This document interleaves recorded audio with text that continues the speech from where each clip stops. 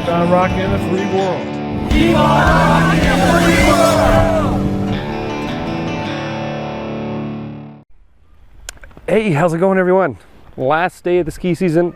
It is amazing, amazing.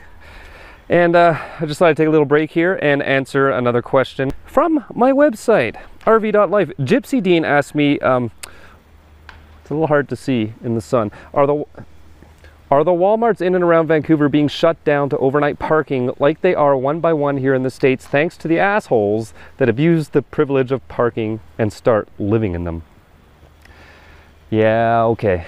This is something I hear blurbs about quite often on various RV dweller forums in both Canada and the USA, is that there's a rumor, I don't know if it's true, but that Walmart's changing their corporate policy on that.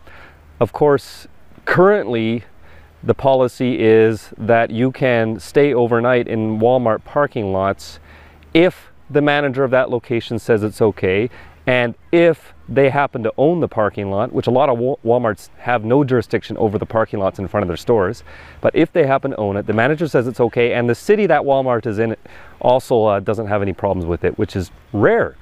So most of the time it's Walmart, they're being forced to comply with cities that don't want you living in your RVs.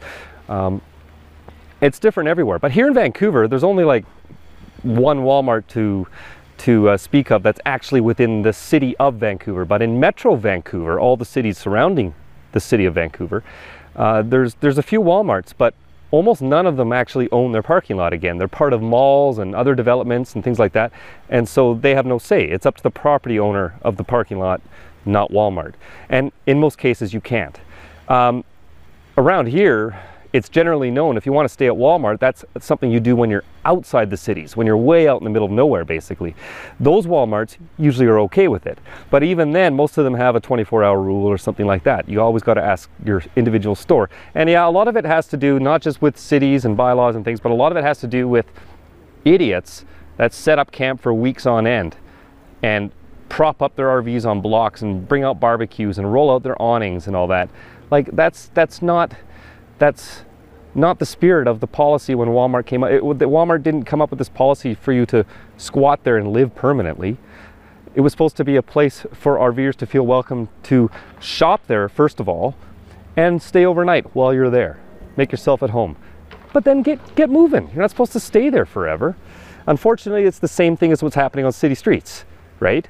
Too many RVs get in one spot and then they figure, oh, I got away with parking here for the last 2 days, I'll just stay here for a week and then a month, and then boom, they get in trouble, the city gets on their asses or the police show up or whatever. It's going to happen no matter whether you're on Walmart property or city property.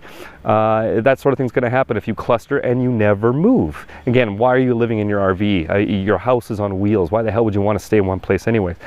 But the other thing is, like, for traveling around and being able to stay a night at Walmart here or there, sure, it'd be convenient, especially if you're shopping there, but if you're traveling, why would you want to look for a big gray parking lot to park? Wouldn't you want to find nicer places, like by rivers or by a lake or anywhere but a parking lot? Like, that would be my last place to go. Now, I've stayed in a couple of Walmarts in all the years I've been doing this, maybe 5 times in my whole life, and it's always because I'm already there shopping, or I'm meeting somebody there or whatever with their RV and we park for the night.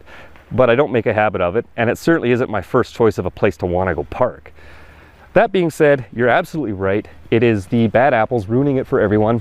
I never park at Walmarts in the city. So this is how I'm going to spend this absolutely wonderful last day of the ski season, at least for the local hills here in Vancouver. Everybody's up here in their t-shirts and some people are in their shorts. A couple of girls were flying down the hill in their bikinis a few minutes ago. It was great. So after this, I'm going to have to switch my routine up a bit and go hit the other beaches with the brown sand, at least until the snow starts flying again come the end of next fall. Of course, the other option is I could always go out to Whistler Blackcomb. Blackcomb has glacier skiing, sometimes well into the summer. We'll see if I get enough time off work. Oops. So, is this a problem where you live too? Is Walmart clamping down where you happen to live too? And is this a little more widespread than we thought. Last I heard, I don't know how scientific it was, but one of the RV groups was saying that something like 30 or 40% of Walmart stores currently don't allow overnight parking for a variety of reasons, some of what I already listed off. But I think that a lot of store managers, even at the ones that own their own parking lots, I think a lot of the managers are just fed up with what's going on too, with people squatting and making it a permanent home. And like I keep saying on this channel, you shouldn't do that on a city street or a beach or at a park, and you definitely shouldn't do it in a Walmart parking lot either. I've seen it, and I just pass it right by. I'm not going to park anywhere I see a bunch of RVs that are obviously permanently squatting there. That's just attracting the wrong attention. All right.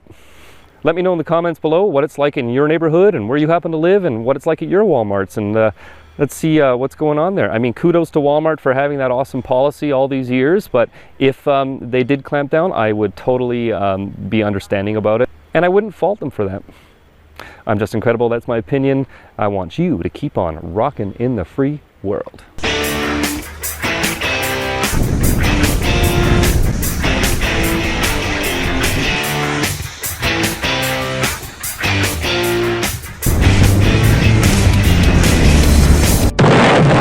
Ask me anything!